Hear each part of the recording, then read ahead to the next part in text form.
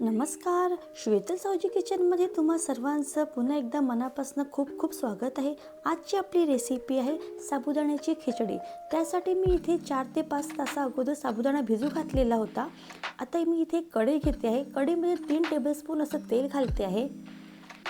तेल तापल्यावर आपल्याला half tablespoon असं जिरं घालायचं आहे। जिरं घातलेलं आहे मी। त्यानंतर मी इथे 5 ते 6 हिरव्या मिरच्याचे उभे काप केलेले आहे ते घालते आहे। तुम्हाला कमी तिखट हवं असेल तर तुम्ही मिरचीचा कमी वापर करा।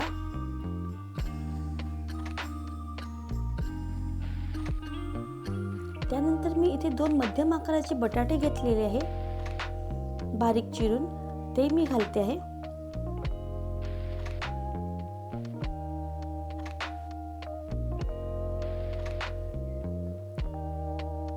चवीनुसार मीठ घालते आहे, त्यामुळे आपले बटाटे लवकर शिजतील।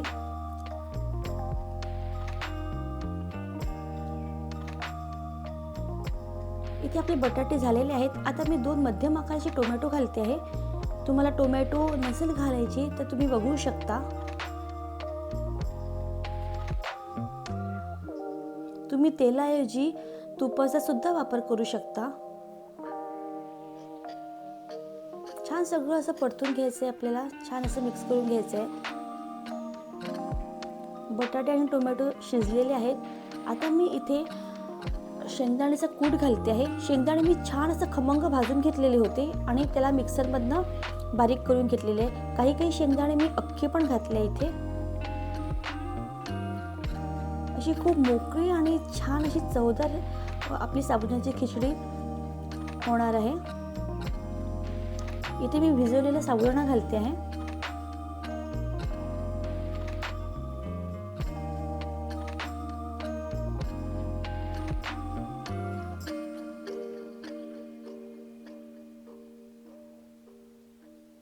साबुदाण्याचा एक दाणा आपला असा मोकळा दिसतो आहे। इथे 1 टेबलस्पून मी साखर घालते आहे। 3 ते 4 मिनिटं आपल्याला झाकणी झाकून ठेवायचे आणि शिजू द्यायचे आहे। साबुदाण्याची खिचडी आपली तयार झालेली आहे। तुम्ही बघू शकता छान अशी मोकळी अशी साबुदाण्याची खिचडी झालेली आहे।